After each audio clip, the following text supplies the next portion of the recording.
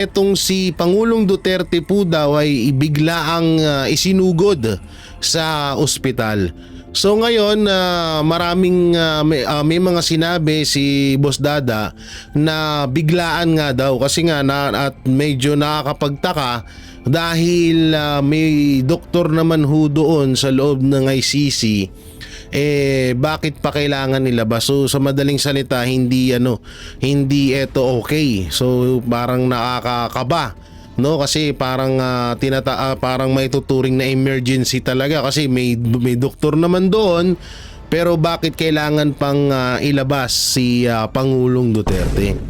Akong binabalita lang ng ibang mainstream media, mas nauuna pa ang Office of the Vice President tumulong sa mga nasasalanta ng bagyo kesa sa Office of the President. Yan po ang katotohanan.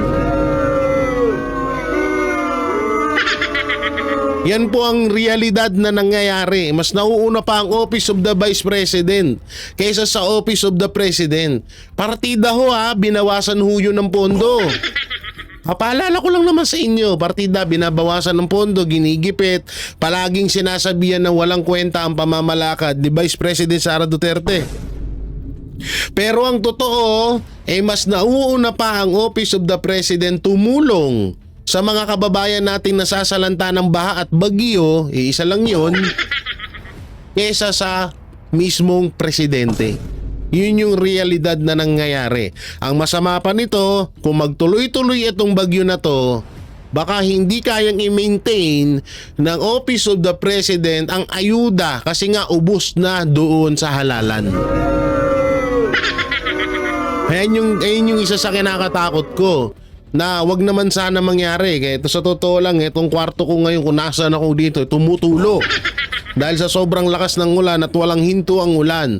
Ang masama ho kasi dito, baka yung pera na nakalaan dapat sa oras ng sakuna ubos na dahil pinamigay na nung halalan. 'Di ba? Ayun yung masaklap diyan. Sana meron pa. Sana may maitutulong pa at sana tumagal pa yang pagtulong sa mga kababayan natin na sasalanta ng bagyo ngayon. Sana tularan ng Office of the President yung Office of the Vice President sa pagtulong nila agad-agad. Immediately. Tama ba yung bigkas ko? Immediately. Agad-agad, no? Hindi yung anong gagawin natin?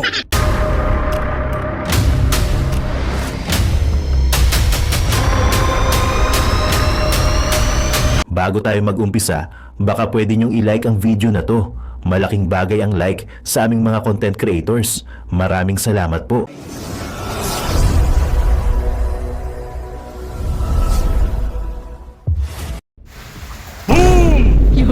Yun guys, magandang araw sa inyo. It's me again, Boy Sardin. Sa member ng Banateros Vloggers, mga kababayan. Eto, kabapasok lang na balita, no? Tatay Digong sinugod sa emergency. Ibig sabihin nun, medyo alanganin, no? Kasi may doktor naman daw dun sa may loob ng ICC, bakit siya sinugod sa emergency? So ibig sabihin nun, hindi kaya ng doktor dun sa loob ng ICC. Grabe. So mga kababayan, ito sa video na to, pag-uusapan dito yung bagyo, yung baha. Sabi ng mga netizen, mga babayan natin, mas nauuna pang nararamdaman ang tulong ng Vice President, yung grupo ng ating pangalawang pangulo, yung OBP. Hindi ba? Yung mga kababayan natin na nagsalita niyan. At si BBM kasi, ewan ko nasang planeta inuuna niya pa yung magpunta-punta kung saan-saang planeta. Alam naman niya na ang Pilipinas ngayon ay nasa alert ng bagyo. Pero hindi natin ramdam yung pagtulong ng Pangulo. Asan ba yung mga vlogger ni BBM? Bakit hindi nyo i-vlog kung nasan yung mga tinutulong ni Marcos Jr. sa Pilipinas? Ngayon, hindi kami nagsalita niyan, ha? Yung mga tao na nakatira sa Pilipinas, syempre sa Pilipinas nga ha? Mas ramdam daw po ng mga Pilipino ang madali ang aksyon ng ating pangalawang Pangulo, lalong-lalo ngayon baha. Kitang-kita niyo naman, nakikita niyo sa Facebook. Yung bus na libre ang sakay. Naku, 24 hours kahit bumabagyo, kahit baha. Di ba? Yan ang pangalawang pangulo na dapat ay yung Yaan si BP Sara ang presidente ng Pilipinas, naknang tepaklong. So ganito mga kababayan, panoorin natin itong full video kay Tol J. Guevara, isa sa membro ng Banateros Brothers. So ang lupit nito, yari ka na naman ngayon Marcos kay Tol J. Guevara. Oh, at tinakbo sa emergency itong si Tatay Digong. Andyan si BP Sara, siya po ang magpapaliwanag sa inyo kung ano ba talaga, kamusta ba siya. Andyan si Boss Dada sa Dahig, siya yung magbabalita kay Tol J. Guevara. At makikipanood tayo ng full video kay Tol J. Guevara. Hindi ko nahabaan tong aking sinasabi at na high blood na ako. Ngayon ay walang tigil pa rin ang ulan mga babayan kung nasaan ay nandito ako malapit sa pinakamalaking dam sa buong Pilipinas, yung Wawa Dam. May balita dyan may balita dyan na dalawang bata daw yung nakuha dyan na nakita ng security guard na lumutang. Naku po. Sobrang apo po yung dam dito mga babayan. Kung napanood nyo yun sa may vlog ko no dati, na ako'y nagbablog ng dam niya. Ngayon po ay punong-puno yung dam, umaapaw na siya. Kung bakit ay mataas ang baha dyan sa baba, dyan sa Metro Manila, sa Marikina o saan pa man dyan. Oo, kasi umaapaw na po yung dam. Ito po yung balita ko sa inyo. Ngayon, hindi na magpapakawala pa yung dam kasi nga umaapaw na. Hindi na siya kailangan pa magpakawala, so sinara na yun. So ngayon, sa taas ng dam, umaapaw po siya. Yun po yung nagbibigay pa ng dagdag tubig dyan sa lugar sa baba. So mag-ingat po kayo. So ganito mga babayan, in-update ko lang po kayo sa baha. Yun nga sabi nga ni Bongbong Marcos, ipunin ang tubig sa ulan, no? O ipunin, iniipon nga, sobra-sobra na tayo. Sobra-sobra. Marami nang na perwisyo dahil sa baha na yan. Yan sinasabi ni BBM dati nung tagtuyot. O yan, ipunin daw yung mga tubig ulan at para magamit. O yan, sige, ikaw ang umipon. Ipunin mo, Mr. President. Iwi mo sa bahay mo. Okay? So, ganito mga babayan, panoorin natin itong full video. Maganda to. At kung nagustuhan nyo po itong vlog na to, don't forget to like and subscribe para naman po ay makatulungan niyo po yung aming mga channel. Lalong-lalo sa Tol J. Guevara at mga Banateros Brothers. Maraming salamat po. Ito na, play ko na. Play mo na boy, let's go. Biglaan nga daw kasi nga at medyo nakakapagtaka dahil may doktor naman ho doon sa loob ng ICC. Bakit pa kailangan nilabas? So sa madaling salita, hindi ito okay. So parang nakakakaba, no? Kasi parang parang may tuturing na emergency talaga kasi may doktor naman doon, pero bakit kailangan pang ilabas si Pangulong Duterte? So ngayon, kaagad naman din nag-live or doon sa live ng Banateros, at nakita nyo naman na siguro, hindi na natin babalikan yung live na yon. Sinabi naman din agad ni Vice President Sara Duterte na okay si Pangulong Duterte at huwag daw tayong mag-alala. Pero marami pong mga hula or mga teorya ang mga netizen na parang hindi daw talaga okay si Pangulong Duterte. Dahil nga unang-una doon sa sinabi ni Boss Dada na may doktor naman doon sa loob ng ICC facility, so bakit pa kailangan pang ilabas talaga sa mismong hospital? So talagang nangangamba at nalulungkot ang mga netizen dito sa balitang ito na dinala na merong talagang karamdaman si Pangulong Duterte na hindi talaga niya siguro halos kinakaya. At kamakailan lang din nalaman din natin na binawasan na nga siya ng mga gamot.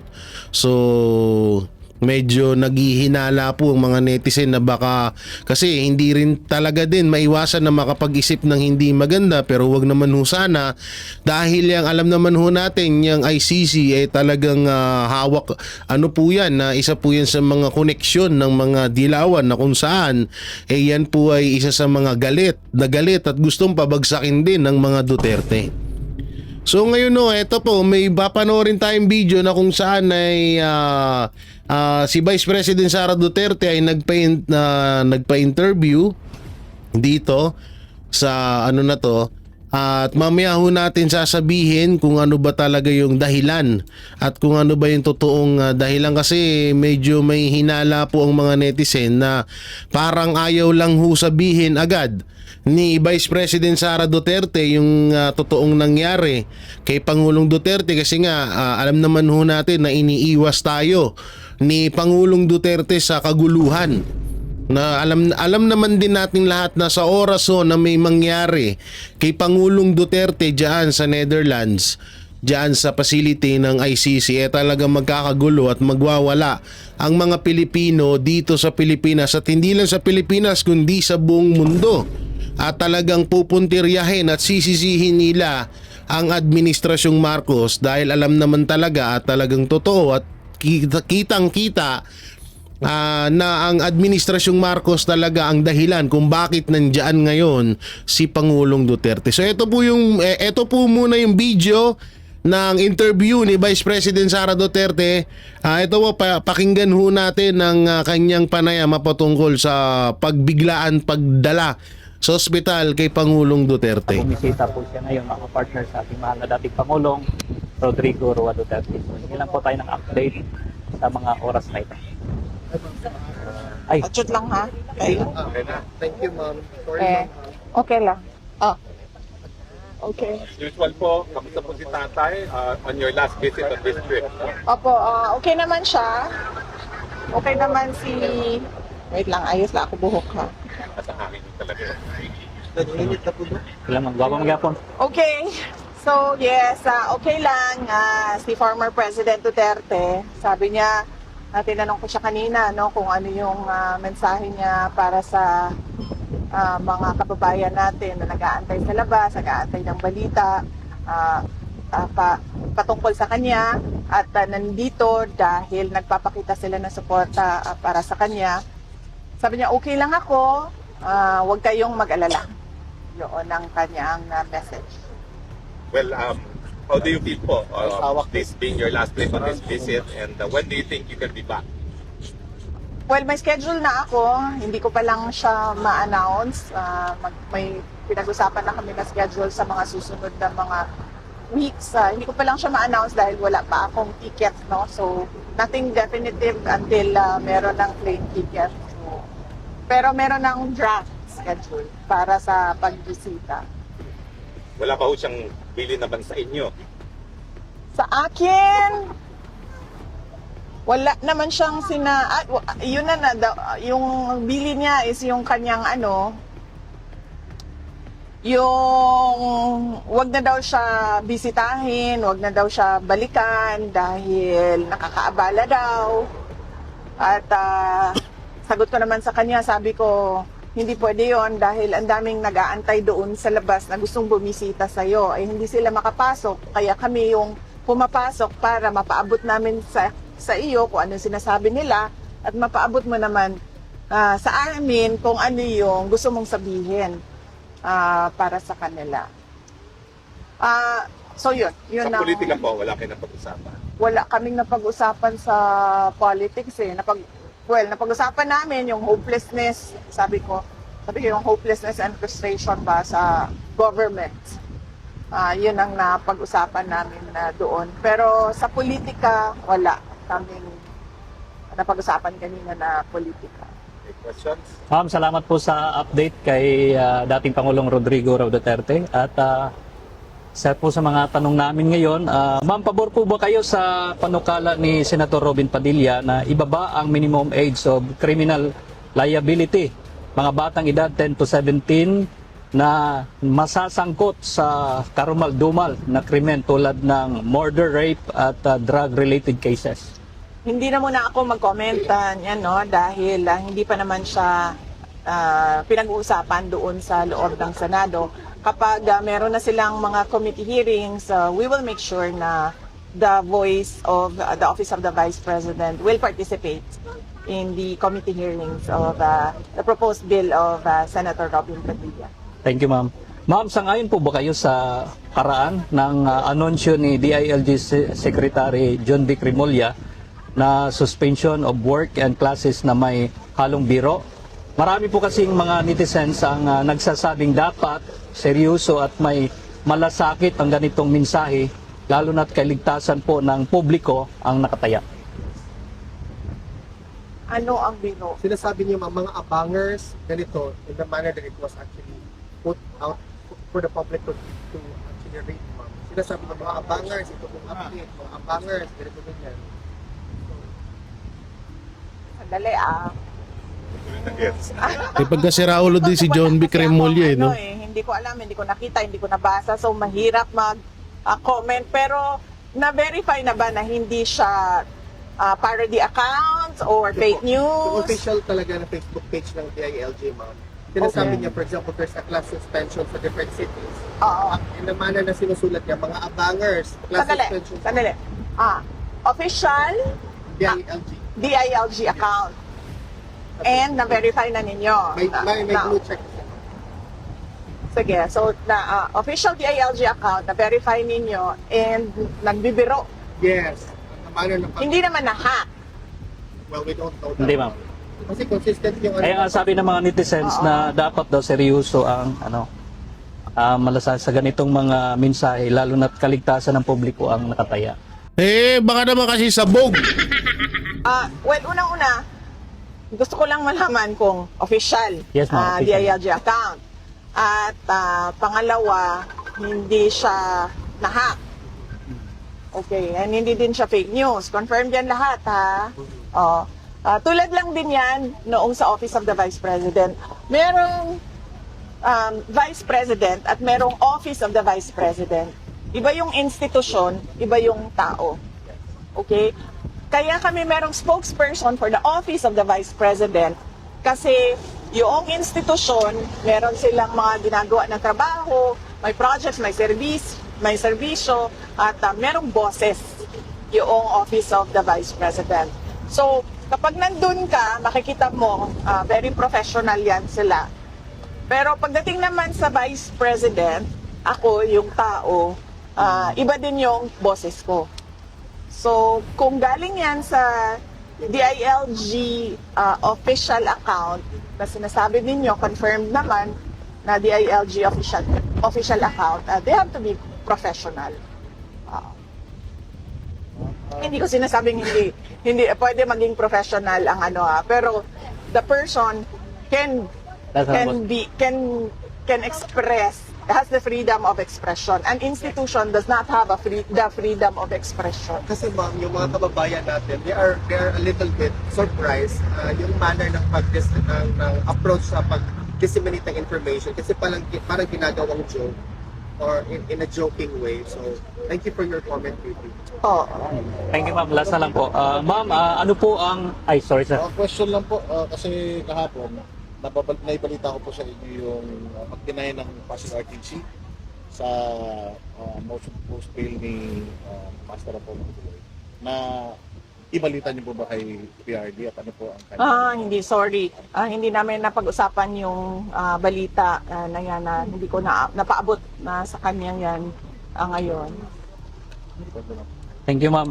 Ma'am, ano po ang reaksyon ninyo sa inilabas ng safety alert ng Ministry of Education ng China kaugnay sa pag-aaral ng kanilang mga estudyante sa Pilipinas, kung saan binanggit ang umano'y tumataas na banta sa seguridad at insidente ng harassment sa mga Chinese nationals?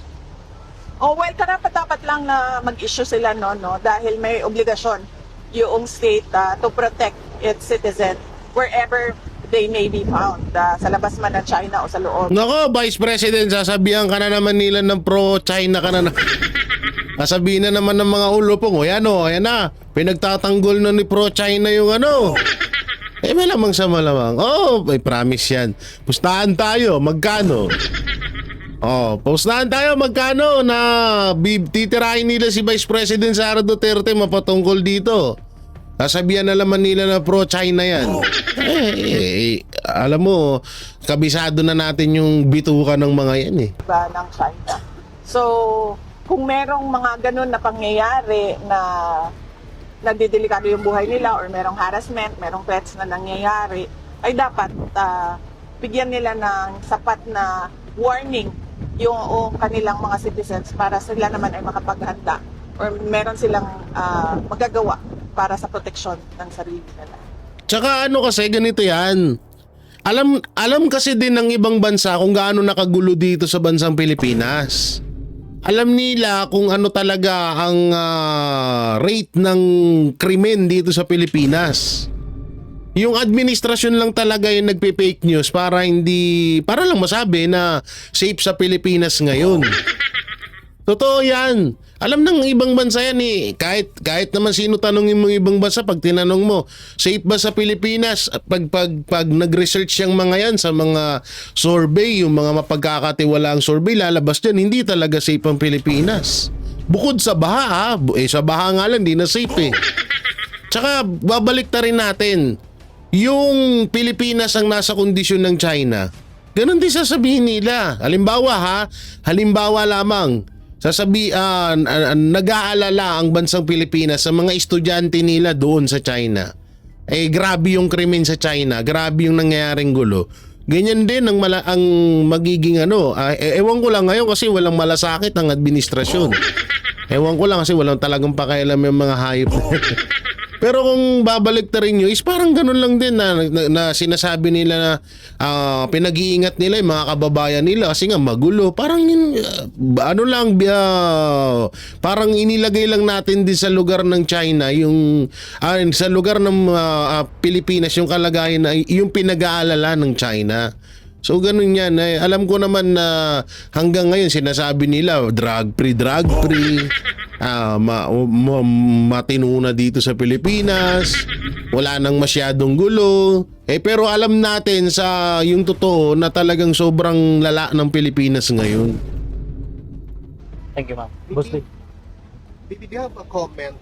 Kasi sinabi ng Senate mismo, the Senator Gatchalian, I think, he said that the Senate will convene as a high impeachment court on the 4th of August to hear out the impeachment complaint against you. Do you have a comment with respect to this? Kasi this is exactly 1 week after the SONA ng Pangulong Bongbong Marcos. Hindi na muna ako mag-comment about sa impeachment kasi merong spokesperson for the impeachment topics. Ito yun si Attorney Michael Powa. So, if you can find time to reach out to him to ask him questions about the impeachment, then he would gladly answer questions about the impeachment. Thank you. Do you have any expectation na sana i-bring up ni President Trump kay Presidente Marcos Jr. ang issue ng ICC and about former President Duterte? Wala akong expectation. Wala akong expectation na i-bring up niya doon anything favorable to former President Rodrigo Duterte. Likely, baka i-bring up niya doon, pero ang kanyang sasabihin ay things that are unfavorable to President Duterte. Because he will really defend what they did to the former president. No, I meant on the part of President Trump. President Trump to President Marcos. Mayroon ba silang meeting? Wala pa po sa special. Wala pa po according to the official schedule. Wala pa po according to the official schedule for the day. Wala. So, Ano yung sinasabi ng Malacanang na nakipagkita? So ibig sabihin fake news yun. Na nakikipag-usap si sabi na nga ba eh. Naku po. Eto pakinggan niyo yung sinabi ni Vice President Sara Duterte. Meron nga ba? Meron man nangyaring meeting? Meron man nangyaring meeting? Nagtaka si Vice President to. Malalaman niya kung meron talaga nangyaring meeting. Baka pinapalabas lang talaga nila na may meeting pero iba talaga yung ginawa sa Amerika. Ano kaya yun? Naku po babalikan natin to babalikan natin tong sinabi ni Vice President Sara Duterte sa ibang video. Alam nyo na kung saan yun. Oo ha, mapagdudugdugtungin natin yung kaganapan kasi medyo nakakapagtaka. Bakit hindi alam, no? Ba't parang fake news yung pakikipagkita ni Marcos Jr. kay Donald Trump? Ay, naku po. Naku po ha. Naku po. Wala. Yes, Yun na yun. Any questions? Boss Ding, Panateros. Madam, congratulations po sa disaster response ng OVP. Napakaganda, positive po yung Totoo yan? mga comments ng netizen tungkol po sa inyong disaster response. Paano nyo po ba inuutusan yung Office of the Vice President pagdating dito, samantalang matagal na po kayo nandito, ma'am? Paano nauutusan yung mga tao doon? Preparation. Paano nyo po sila nabigyan ng Nabibigyan ng commands? Okay. Well, unang-una kasi, ang Disaster Operations Center, nung tayo ay pumasok sa Office of the Vice President, in-institutionalize na natin siya. Kasi nakita namin, isa ito sa Galing nun. pinakamaraming requests na dinadala ng mga taong bayan na sa Office of the Vice President. Yung tulong kapag merong kalamidad. Yan ang isa sa top three na hinihingi. Ang una is medical and burial assistance. Ang pangalawa is disaster relief. Yan yung pangalawa na hinihingi ng taong bayan. So ang ginawa namin, in-institutionalize namin. Ibig sabihin, gumawa kami ng isang center at isang team ng mga tao na yun lang yung gagawin nila. Itong mga tao na ito ay araw-araw nagmo-monitor kung saan merong emergency Yan ang disaster sa buong Pilipinas. Pagkatapos itong mga tao na ito, pag nakita nila sa mga reports na merong kailangan bigyan ng tulong or merong nag-request ng relief kahit saan man, binabato nila sa satellite offices natin. Naka-preposition lahat doon ang tulong sa satellite offices, and then yung satellite offices, meron silang assigned din ng mga tao for disaster response. Tapos sila na yung pupunta kung saan man kailangan pumunta yung tulong at opisina. So meron silang standard operating procedures na ginawa namin para susundan nila yon. Kapag wala doon sa nakalista na mga kailangan nilang gawin, kapag wala doon, doon na sila nagtatanong. Sa USEC namin, tapos yung USEC namin magtatanong din sa akin kung ano ba ang gagawin. Tulad ng example, noong isang araw or kahapon ba yon, kung saan lumabas yung mga bus na tumulong sa mga na stranded sa mga ruta nila. Yun kasi ang allowed lang sa buses namin is may oras lang na allowed na lumabas sila. And ito yung peak hours kasi augmentation laang yung tulong na binibigay natin, no?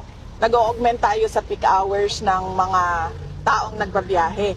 Kahapon, sobrang dami nung mga humihingi ng tulong na mga stranded. Nagpaalam sila sa akin kung pwede ilabas yung mga bus. And then sabi ko sa kanila, oo, pwedeng ilabas yung mga bus dahil emergency na yan. At hindi na natin kailangan magpaalam pa na lalabas yung bus natin, labas doon sa peak hours na allowed. O yan ha, narinig nyo to, Auntie Claire ha. Yung mga anti-Duterte dyan, narinig nyo to ha. Ganito mag-command ang leader ng ganito mag-command ang isang leader. Hindi yung katulad nung isa na kayo po ay sa ating LGU. Kayo po ay makinig para hindi na po tayo mahirapan. Diba? Hindi yung ganon. Ito dapat, diba, may talagang alam nyo, talagang may plano. No, sa totoo lang talaga, kung binabalita lang ng ibang mainstream media, mas nauuna pa ang Office of the Vice President tumulong sa mga nasasalanta ng bagyo kesa sa Office of the President. Yan po ang katotohanan. Yan po ang realidad na nangyayari. Mas nauuna pa ang Office of the Vice President kaysa sa Office of the President. Partida ho ha, binawasan ho yun ng pondo. Papaalala ko lang naman sa inyo, partida binabawasan ng pondo, ginigipit, palaging sinasabihan ng walang kwenta ang pamamalakad ni Vice President Sara Duterte. Pero ang totoo, mas nauuna pa ang Office of the President tumulong sa mga kababayan nating nasasalanta ng baha at bagyo, isa lang yun, kesa sa mismong presidente. Yun yung realidad na nangyayari. Ang masama pa nito, kung magtuloy-tuloy itong bagyo na to, baka hindi kayang i-maintain ng Office of the President ang ayuda kasi nga ubos na doon sa halalan. Ayun yung isa sa kinakatakot ko na wag naman sana mangyari. Kaya ito sa totoo lang, itong kwarto ko ngayon kung nasaan ako dito, tumutulo. Dahil sa sobrang lakas ng ulan at walang hinto ang ulan. Ang masama ho kasi dito, baka yung pera na nakalaan dapat sa oras ng sakuna ubos na dahil pinamigay na nung halalan. 'Di ba? Ayun yung masaklap diyan. Sana mayroon pa. Sana may maitutulong pa at sana tumagal pa yang pagtulong sa mga kababayan natin na sasalanta ng bagyo ngayon. Sana tularan ng Office of the President yung Office of the Vice President sa pagtulong nila agad-agad. Immediately. Tama ba yung bigkas ko? Immediately. O, agad-agad, no? Hindi yung anong gagawin natin? Mag-fly yung buses. So, ganun yung in-institutionalize namin, tapos merong standard operation procedures. Kung wala doon, nagtatanong sila at nagbibigay ng command or sagot sa Comment kanila. lang po ma'am sa mga comment ng netizens na mabuti pa daw po yung OVP, mas nararamdaman nila sa mga kanyang disasters yung pong EDCA sites na sinasabi nilang yun ang Totoo yan. hindi raw nila nararamdaman. Unang-unang, kailangan siguro natin tanungin, no, kung totoo ba talaga na yung mga EDCA sites ay gagamitin for disaster preparedness and disaster response o sinabi lang yon para lang may masabi patungkol sa Uy! EDCA sites. Just to piggyback real quick, DP, kasi sinabi ni DND Secretary Gimon Chodoro that we should ask the US to use these EDCA sites para po ma-facilitate yung relief operations. What's your reaction to this particular statement? EDCA kasi, it means Enhanced Defense Cooperation Agreement. Nandun yan siya sa, dun tayo sa word na defense, no? Ano ba ang ibig sabihin ng defense, no? Di ba mutual defense? Like, Tama. Depensa sa Pilipinas at depensa sa kung sino man yung ally natin, di ba? Kasi mutual. Diba? So, kung magkaroon ng agreement, iba pa ang agreement sa ilalim, sa loob ng EDCA agreement about disaster preparedness and disaster response, pwede yon. Kasi defense is not just yung defense na kapag merong invasion or merong war, pwede din relief operations in times of emergencies. Thank you, DP. Well, since nakita po na parang epektibo yung disaster response ng OVP, will you ask for a higher budget for this year? For disaster preparedness? Kasi sabi ko sa mga kasamahan namin sa Office of the Vice President, kung ano yung ibinigay sa atin last year, dagdagan nyo lang ng sa inflation o pagmahal ng procurement at goods and services, yun lang ang idagdag ninyo. So, hindi na kami humingi ng tulad nung dati kung saan optimal yung operations ng Disaster Operation Center ng Office of the Vice President. Kasi alam naman namin na hindi siya ibibigay. Ayan partida pa yan Narinig nyo naman, di ba? Nangihingi ang Office of the Vice President ng karagdagang pondo para dyan sa mga masasalanta ng bagyo, pero alam naman din natin, sige, sabi naman din ni Vice President Sara Duterte na alam niya rin naman na hindi nila gagawin yun. Pero ang kinagandahan sa Office of the President, sa Office of the Vice President, tinatrabaho pa rin lang, nagtatrabaho pa rin sila kahit gano'n ng ginagawang panggigipit ng pondo sa kanila. Yan ang kinaganda dyan kay Vice President Sara Duterte. So parang ayaw ko na pupunta yung mga officials ng Office of the Vice President, pupunta sila sa House of Representatives, tapos sasabihin sa kanila na hindi namin yan ibibigay sa'yo. Ayaw kong napapahiya yung mga kasama ko at ayaw kong napapahiya yung institution. Now, VP has an appointment at 4:10, no? So, unless last question, tapos yung mga first-timers, pagbigyan natin sa pictures. Pwede po ba, Miski, Vice, konting panahon lang? Ano po? Minsay po sa mga patuloy po na mga supporters ni Tatay Digong na nagtipon-tipon buong mundo na bring him home. Tapos sa mga kababayan natin Pilipino na nasalanta po ng baha ngayon sa Pilipinas. Yes, opo. Unahin ko na muna yun sa mga kababayan natin. No? Sa mga kababayan namin, ang Office of the Vice President, kung ano man yung makakaya ng Disaster Operations Center namin, ay gagawin namin lahat para sa disaster response. Dalawa po yung nandyan sa loob ng center namin. Unang-una is yung mga kalusugan trucks namin, nagdadala sila ng hot meals sa mga responders. Pangalawa, meron kaming relief, no? Relief, food and non-food, yung relief na pwedeng maibigay ng Office of the Vice President. Kailangan natin laging handa tayo sa mga ganito dahil alam natin, taon-taon, pabalik-balik yung bagyo. Hindi naman titigil ang pagdating ng bagyo sa ating bansa.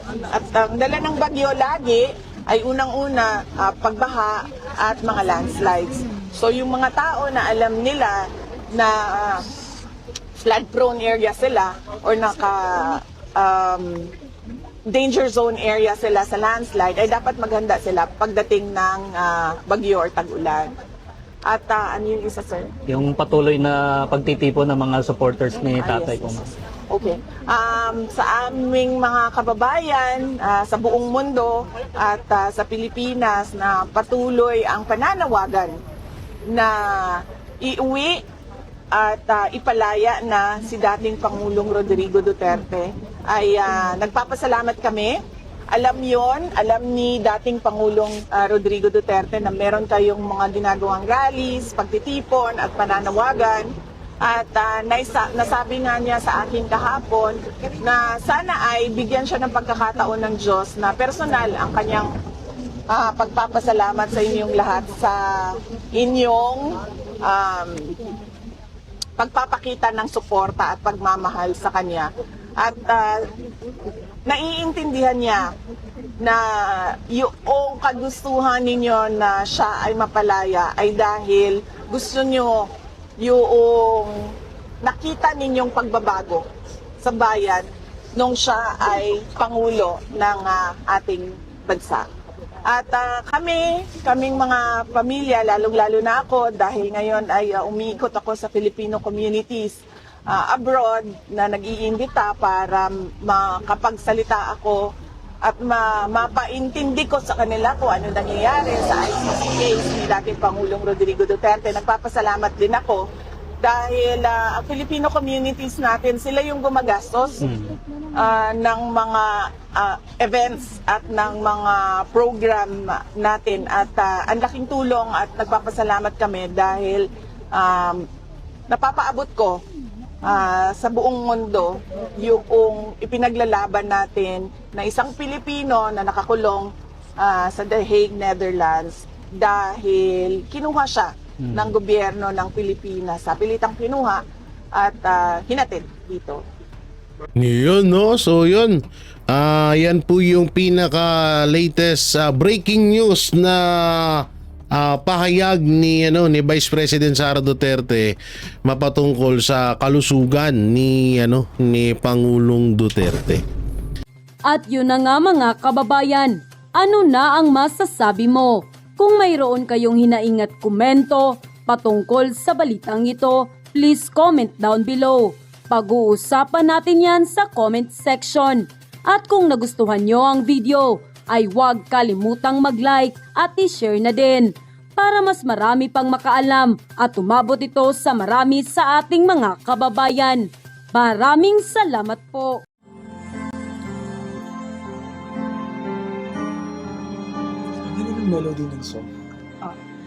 Ang bayan ko'y pinagpala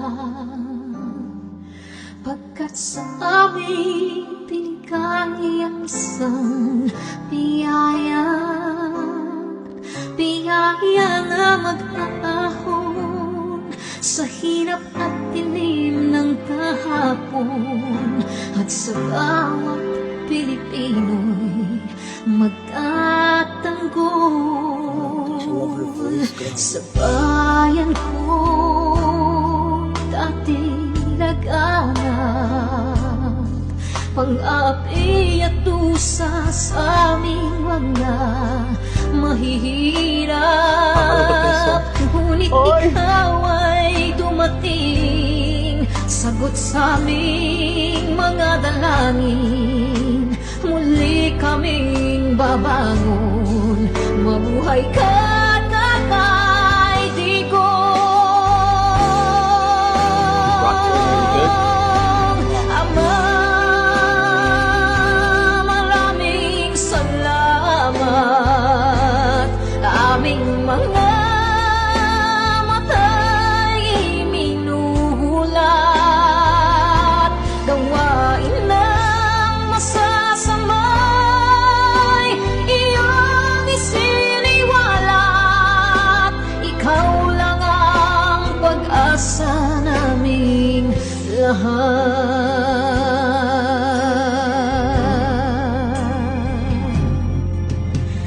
Very Pinamatan niya ako kung iyak ako. Pilipinas muling makikilala at itataas katahimik ay maghahari sa ating puso'y mamamayani mga ngiti sa labi di mapapawi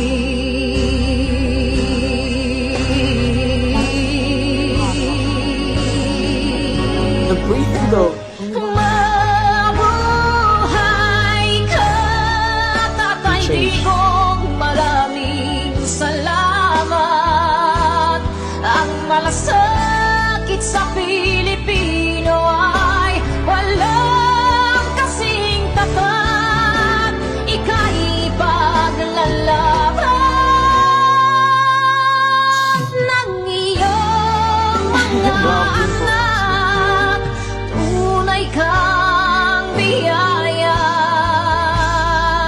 sa bansang Pilipinas.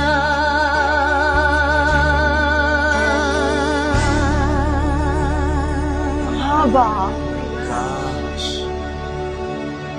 Mabuti pa ang sardinas may label.